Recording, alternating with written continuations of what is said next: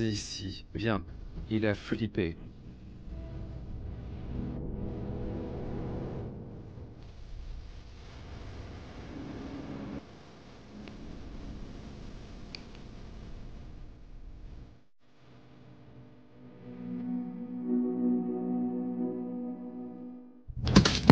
Eh bien, quelle journée spéciale nous attend. Tout d'abord, je vous présente Estefano, mon mécanicien de confiance, ici à Gérone. Comment ça va? Ça va bien? Tout va bien, merci Daniel. J'ai vraiment hâte de monter ce vélo. Exactement, comme vous l'avez noté, avec l'accent toscan authentique. Pur, pur. Aujourd'hui est un jour spécial, car la vie, même si je ne crois pas au destin, va me rendre ce que l'enfance m'a privé, et nous allons monter le vélo de mes rêves. Oui? Allons-y. Allez!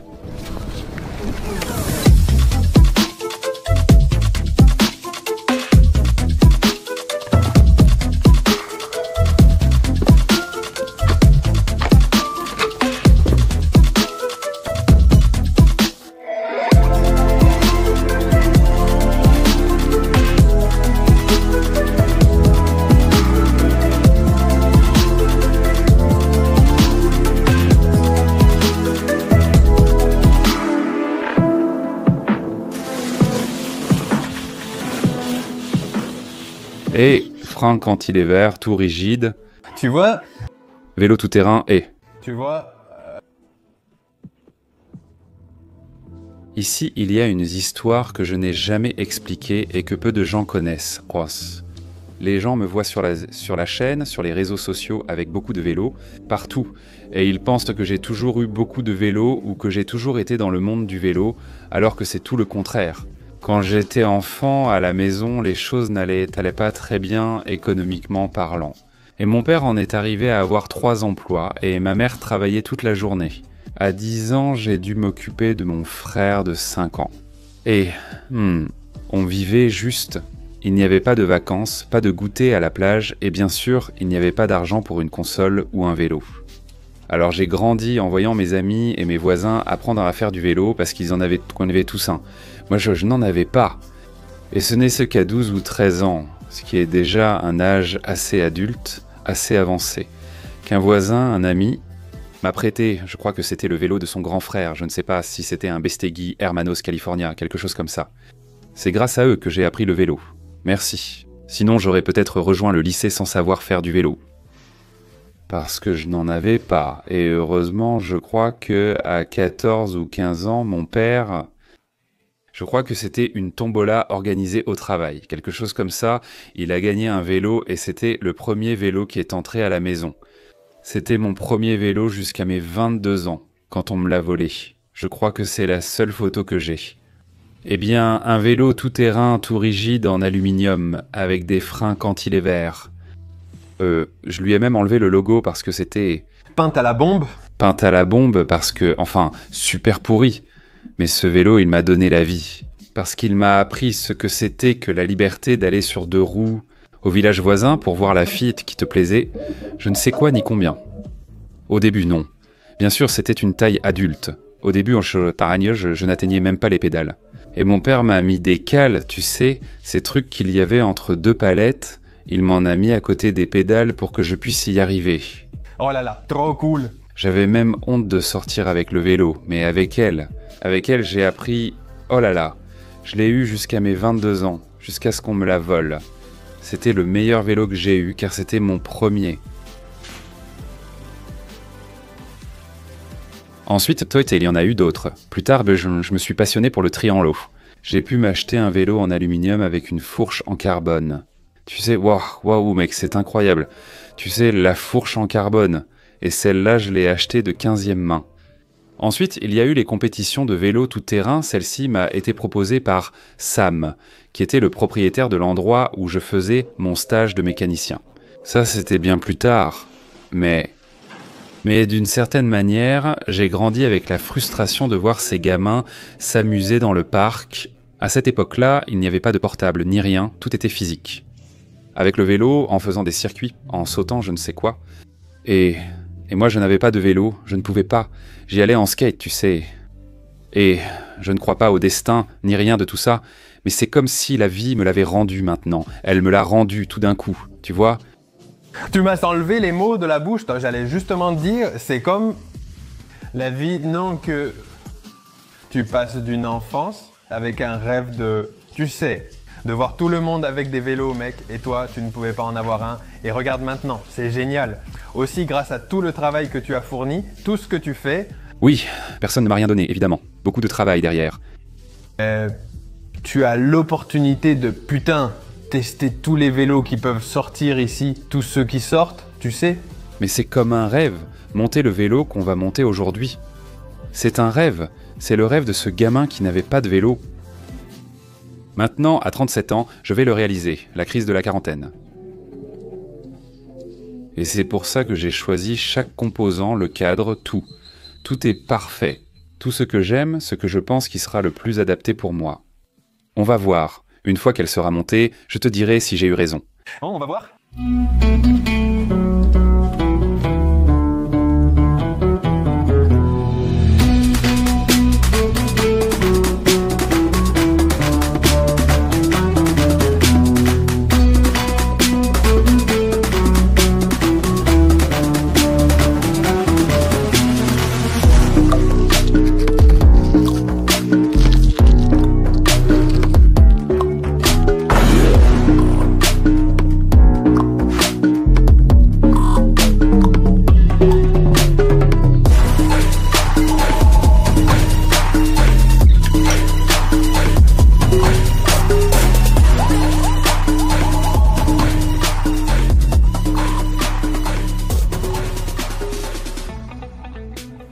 Dis-moi, pourquoi as-tu choisi ce tableau?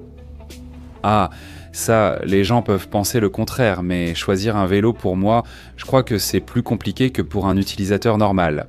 Parce que j'essaye beaucoup de vélos, donc j'ai beaucoup d'informations, beaucoup de sensations différentes sur les vélos et sur chacun d'eux. Tu voudrais se garder une qualité, non. Quelque chose que tu aimes. Et c'est impossible de l'avoir sur un seul vélo. Alors, au final, j'ai décidé de dire...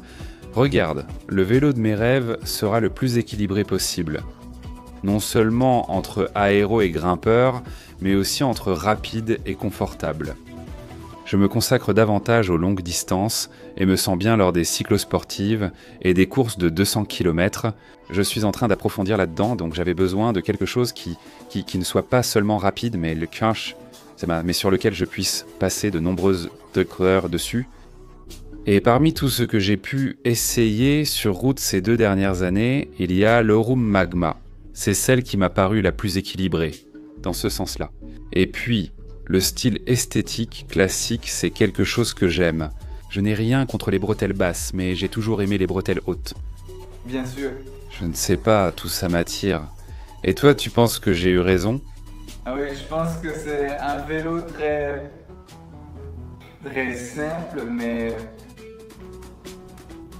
très technologique. Ça y est. Et Il cache plus de choses qu'il n'y paraît à première vue, non? oui, c'est ça. Et très bien, très joli. Très joli. Tu allais dire beautiful en anglais. Ça y est, tu sais, en anglais, c'est juste plus facile, mais Très bien, très bien, très bien.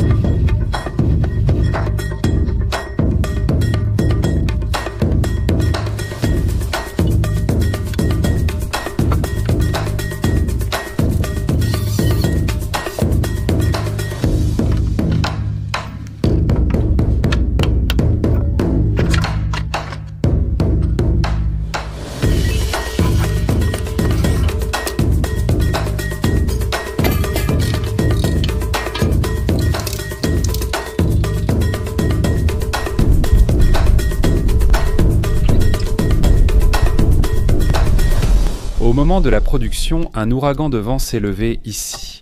Et il est impossible pour Estefano de pouvoir écouter le bruit du disque, vérifier si tout est en ordre, etc.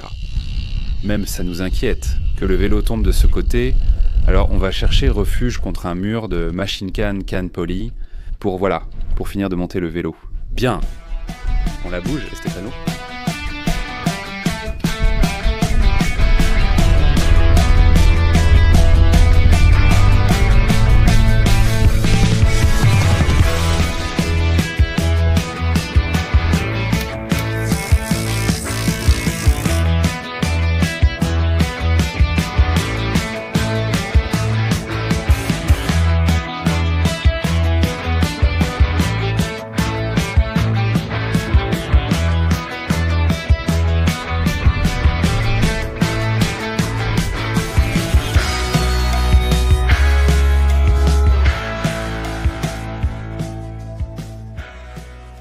Ce qui est intéressant, c'est qu'on m'a posé la même question hier ou avant-hier à propos de quelqu'un qui est en train d'acheter. On m'a demandé, entre Shimano et SRAM, tu choisis quoi? Les deux ont des avantages et inconvénients. En ce moment, je suis avec Shimano et j'étais avec SRAM pendant les 4 dernières années. Et pour être honnête, Shimano est beaucoup plus doux dans cette friction de la transmission. Spécifiquement à l'arrière. Exactement, mais la plage de vitesse que tu as avec SRAM est vraiment bonne. Mais le truc, c'est que dans mon cas, j'ai choisi Shimano, même si j'aime vraiment l'écosystème de SRAM. Les batteries que tu peux changer et tout ça. Mais si je veux un 52 qui pour moi est bien sur le plat, je dois avoir un 39 qui est très grand pour moi. Et si j'ai un 35, je dois gérer un 48 sur le plat. Ce qui pour moi n'est pas si bien sur le plat. Donc Shimano est le seul qui me donne la combinaison parfaite avec ce 56 et ensuite 36. Oui, c'est la combinaison parfaite, je suis d'accord. Peut-être qu'en cyclisme féminin, tu peux t'en sortir avec un 48, mais il y en a certaines qui disent non. Comme Elisa Longo-Borghini, qui en est convaincue qu'un 48 est trop petit, mais avec un 10, voilà la différence. Avec un 48-10 avec SRAM, en réalité, c'est assez grand. Je comprends, mais au moins moi, j'ai essayé toutes les combinaisons possibles. Et il est si plus facile de déplacer une grande assiette devant qu'une petite derrière. Je suis d'accord avec toi, je veux dire, je ne peux pas vraiment l'expliquer, mais ça a à voir avec la rotation ou quelque chose comme ça. Je suis très content d'être de retour avec Shimano. J'aime que ce soit plus doux. C'est aussi un groupe très durable. C'est bien, oui. Pour que ça dure.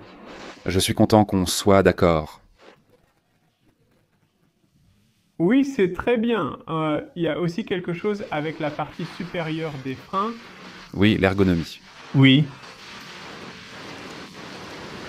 Bon, je ne peux plus attendre pour prendre la route et l'essayer. Oui, elle a l'air rapide, mais on verra bien. Et le poids? Nous avons le poids quelque part par ici. Et nous allons la peser, oui. Génial. Albert, viens ici que je vais te présenter. Je pense que c'est arrivé pour toi, Dany. Ah oui, j'attendais un petit colis, on l'ouvre tout de suite. Bon, je vous présente Albert, qui est le mécanicien ici à Rocacorba Cycling. Eh bien, on a un dream build de haut niveau, de grand prestige. Je me suis dit qu'il nous fallait un lieu à la hauteur. Oui. Et c'est magnifique, et bon, c'est un endroit, je pense, en dehors d'un atelier et tout ça, magnifique pour venir enregistrer et pour être là. On est vraiment bien ici. Franchement, ici, on est vraiment bien. Que ce soit pour travailler ou pour toutes les personnes qui sont ici. Eh bien, c'est un hôtel parfait. Un hôtel bike-friendly avec des installations ici pour le client et pour le vélo exceptionnelles. À 1 km, la montée vers Rocacorba, à moins d'1 km, le lac de Bagnoles. Mar de Déu Delmont, à 20 km de Gérone. Les Pyrénées juste à côté, la mer aussi, bon. Un endroit idyllique. Incroyable. Et le vélo, t'en penses quoi? Impressionnant. Et je voulais te demander, pourquoi des roues de 45? Eh bien, tout ça revient un peu au même, à cet équilibre, non? À essayer d'avoir... Encore une fois, j'ai pu essayer des roues avec tout type de profil et au final, j'étais vraiment old school, pas de profil. Pour grimper le plus léger possible, mais tu te rends compte qu'une roue à profil, sur le plat, elle peut te donner un avantage supplémentaire et créer une synergie si tu profites du vent. Elles aident beaucoup? À la fin, je me dis, une 50 oui, 55 non. Je perds trop en profil, et en montée, elles étouffent.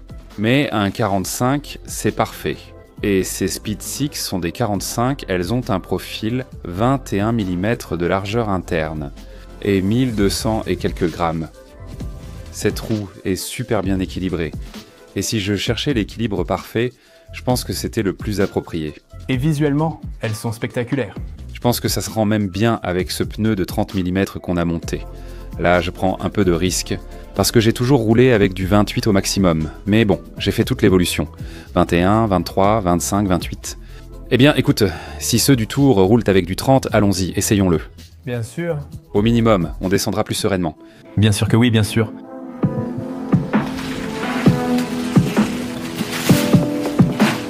J'ai l'impression que ça vient d'Italie.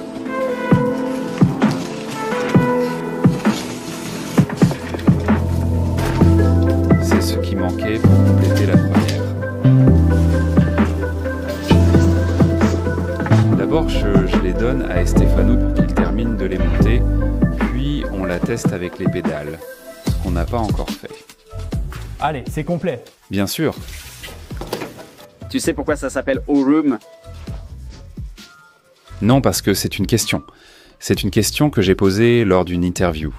Et il m'a dit que cette entreprise a été fondée par Alberto Contador et Ivan Basso.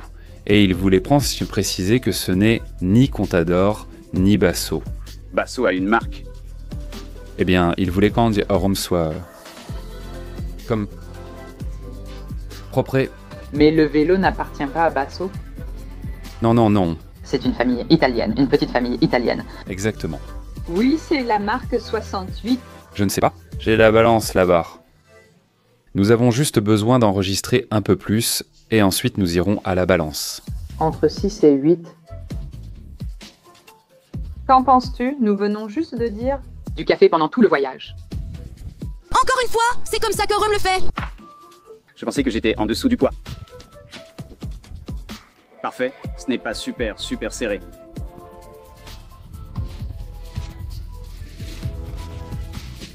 « 6, 9, 7. Qu'est-ce que tu essayes de deviner? 66. Non, je ne crois pas. Quelques lumières à l'avant.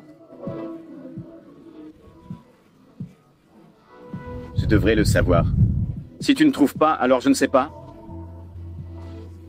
Tout ça, tout est truqué, hein. Je veux dire, il manque les pédales qu'on ne laisse pas. Nous sommes encore proches l'un de l'autre. 8-5. Qu'est-ce que j'ai dit? 8, 7. 8-7. Qu'est-ce que c'est? 6,8 et 7. 6,8. 6,98. Ils atteignent 7,05. Oui, 6,79. Ouh, d'accord, des chiffres. Et toi? 6,87. Ah si... Daniel, non, non. Et toi? Sans pédales, je parie. 7, mec. 7. Et Stefano? Yo, 7,05. Je crois que sans pédale, 7-2-5. Et toi, qu'en dis-tu, Nacho? Je ne l'ai pas essayé. Attends. Je prends la caméra. Voyons ce que dit Monsieur Nacho. Je dis 7,3.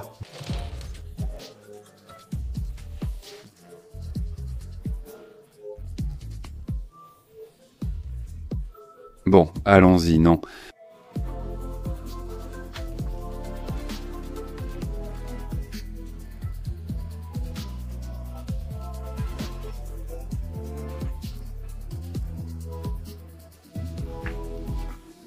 Oui, là c'est vraiment du vélo. En ordre de marche à 100%. Et avec les pédales, Favero, avec le capteur de puissance, avec le porte-bidon, avec le support Garmin, tout. Ça n'atteint même pas 7,5 kg. Moi je suis satisfait. C'était mon poids objectif. Ici on peut facilement alléger, comme passer en tubeless ou mettre une selle ultra légère. Mais encore une fois, ici je privilégie le confort et je préfère avoir un demi-kilo de plus et tenir 200 km. Plutôt que d'essayer d'avoir un vélo du Tour de France et de finir par le payer au niveau du dos ou autre chose. Donc, je pense que pour l'instant c'est un choix raisonnable.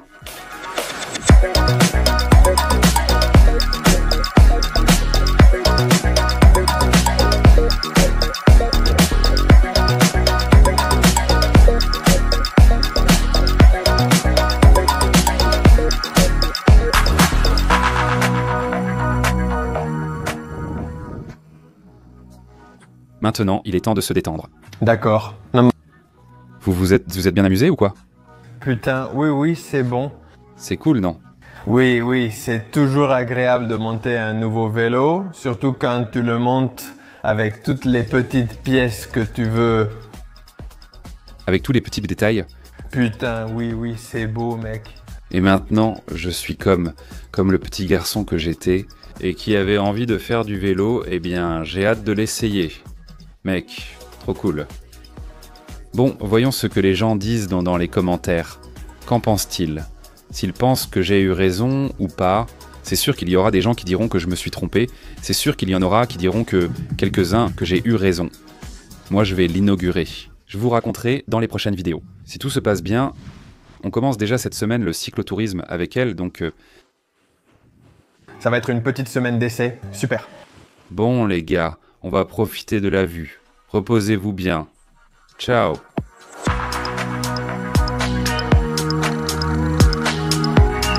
Le problème c'est de te lever maintenant, hein? Bon.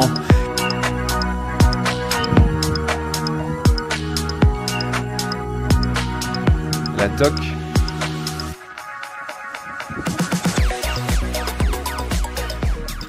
Tu sais ce qu'il manque? La photo.